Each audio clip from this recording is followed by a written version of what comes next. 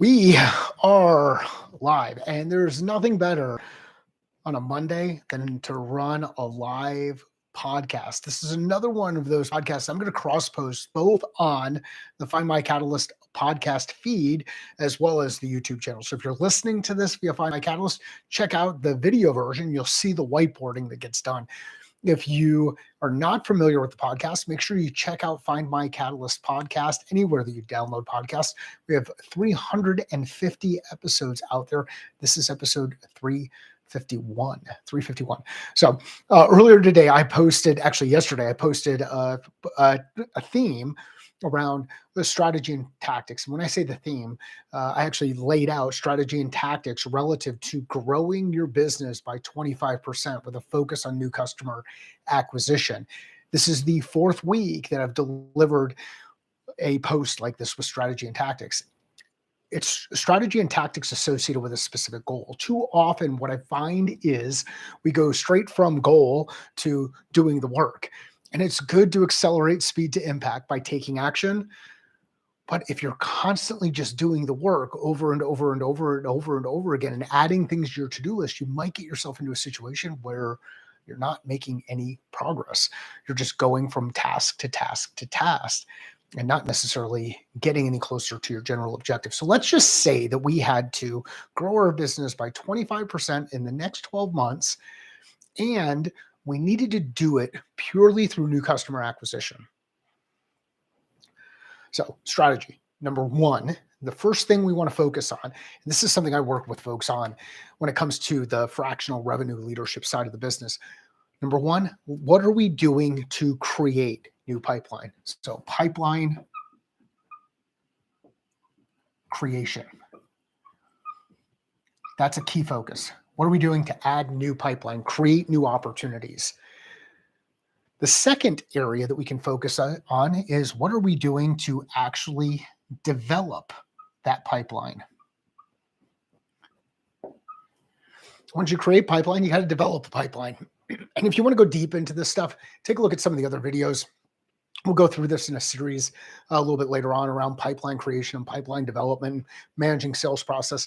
There are a number of videos in the playlist. I would start with the Whiteboard Wednesday playlist to just get deep into some of this stuff. If you're listening to the podcast, check out our sales tactics playlist that's available on Spotify. So pipeline creation. Well, what are a couple of ways that we can create pipeline?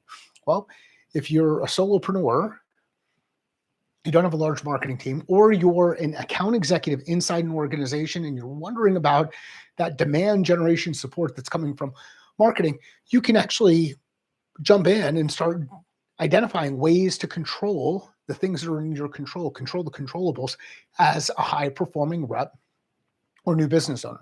Number one to few.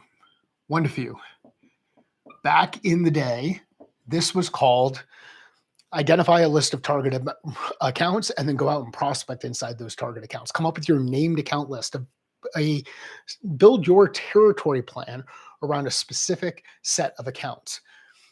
If I've got to generate 25% growth, and let's say that could happen by bringing on 3 new customers, maybe 5 new customers, depending on stage of your business.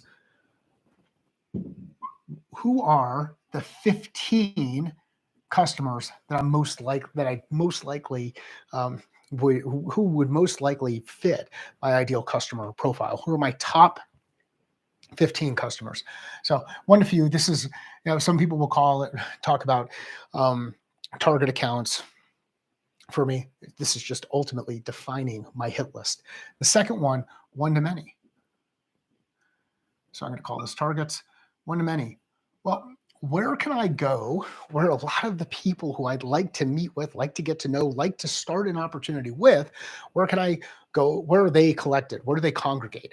Well, it's event season. And I'm actually going to speak in an event in San Diego next week. I'll be in Vegas a couple of weeks after that, and then in Orlando a little bit later in the year. Go to events. Identify the specific events, conferences, where the people that fit your ideal customer profile are likely to attend And I would focus on this at a role level. So if you're selling into CFOs, that's part of your target account, go to places where CFOs hang out. If you're targeting marketing leaders, go to places where marketing leaders hang out. If it's learning and development professionals, go to places where learning and development professionals hang out. So one to many, one to few, one to many. And the next one is partnerships. And we've had a couple of different people come on the podcast recently and talk about partnerships, including Adam Pash. Identify those partners that are out there who are serving the customer base that you'd like to serve, but provide a non-competitive or complementary product. So identify some partners. So this is a great way to create some pipeline. It's about creating those opportunities, getting those reps, getting in front of the type of people and organizations that you want to get in front of. Do we actually have a process that is repeatable, that helps us understanding of the process from the customer perspective so that we can enable customers to move through, a process that we apply that enables customers to move through, and then a process that we use for forecasting. So know your customer, know your business, know your approach. So when it comes to forecasting, I like to use the chutes and ladders game board example there, where sometimes things move forward and sometimes things go backward. But have a process, have that documented, and test against that process. The second area that we could focus on is let's just level up our skills. Let's improve at our specific skills. So as a new founder, as a solopreneur, someone who's going out to the market for the first time, one of the biggest challenges you'll run into comes around this word that people like to talk about, discovery.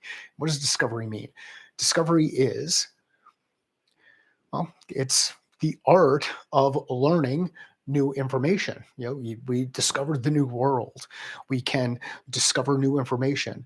We can come across things for the first time. Well, one of the ways that we do this is we demonstrate a level of natural curiosity. And the best way to do that is improve the type of questions. The foundation when it comes to sales, any high performing revenue professional. Number one, the ability to gather data, conduct research. Number two, the ability to leverage story, not tell stories, but leverage stories, understand story concepts. Number three, project management, the ability to build a plan, call people to action, hold people accountable. And number four, time management.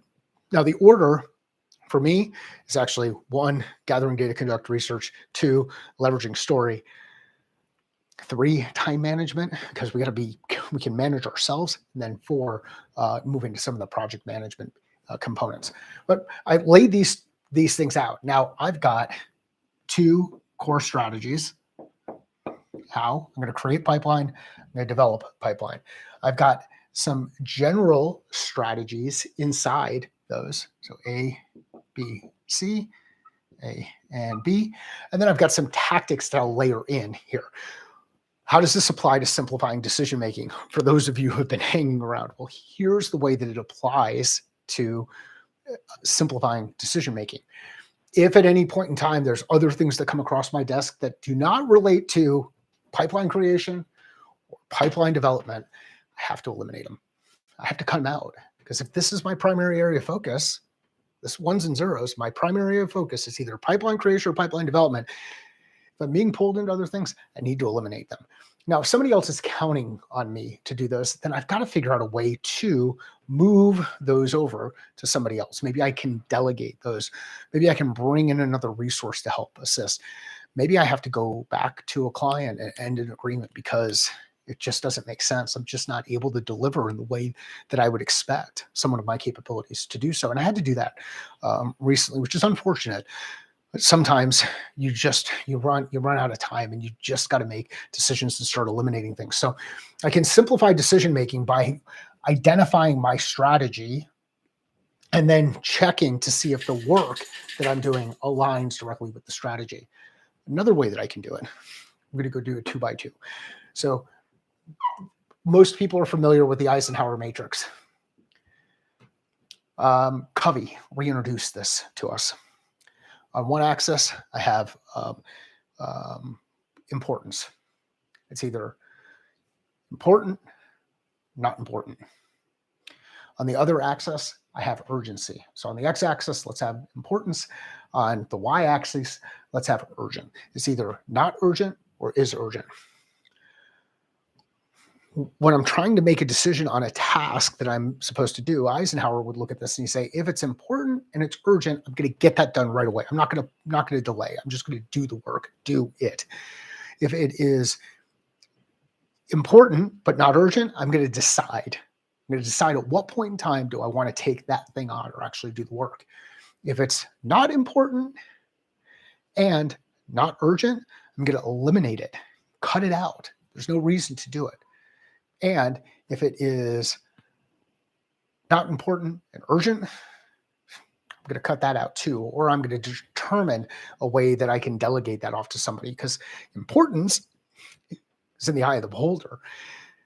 Impact is in the eye of the beholder. So you might have to think a little bit differently about that, but it would take a 2x2 and apply 2 dimensions, the x-axis and the y-axis, to help accelerate and simplify decision-making. One of the ways that I like to use this, and you've seen this before, is energy and impact. So does something create low energy, suck the life out of me, or does it generate high energy, fill me up?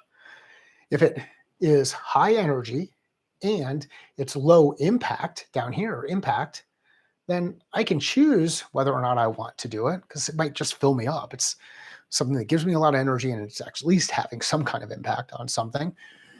If it's high energy, high impact, I want to figure out a way to do more of those things. So this is the area where I want to operate in. I want to spend a lot of time in that area. Same thing happens with the Eisenhower matrix. I like to spend time in the things that are important but not urgent, the things that will pay off over the long term. So up here, high energy, high impact. If it's low energy or sucks the life out of me, then I've got to figure out a way to either eliminate it or delegate it. Eliminate it or delegate it. And one of the cool things about this kind of a model is you can find somebody whose wavelength is a little bit different than yours. So the first thing I have is make sure that I've defined the strategy. Second thing I have is have 2 perspectives to make decisions through. If you do both of those things, you will be able to simplify your approach to decision making. Decide, is this something I need to do right now? Something I need to put off until a little bit later? Is it something I should eliminate it because it doesn't align with the strategy? When you lay this stuff down, when you actually do the work, you'll create clarity in the work that you're doing and simplify decision making, and ultimately start doing that work. You'll actually accelerate speed to impact, which is the thing that we're focused on right now, right? It's how do we accelerate speed to impact? How do we make the impact that we're trying to do in the marketplace? So simplify decision making, have a strategy, check and see if the work aligns with the strategy. If it doesn't, eliminate it, or figure out a way to outsource it. Have a 2x2. Figure out if it's something that you want to put time, energy, and attention toward, and use that to help simplify your approach to decision making. We've got a couple of exciting things happening this week. We've got a podcast, kind of moving in the mode of podcast on Thursdays. I don't know if that's a really good thing. Maybe do this kind of a kickoff on Mondays. We'll see how that flow goes. We've got a podcast coming out on Thursday. I believe Matt Ferguson's episode is the one that we're going to push live on Thursday. As we move into later into the week, we'll also get a little bit deeper into. I've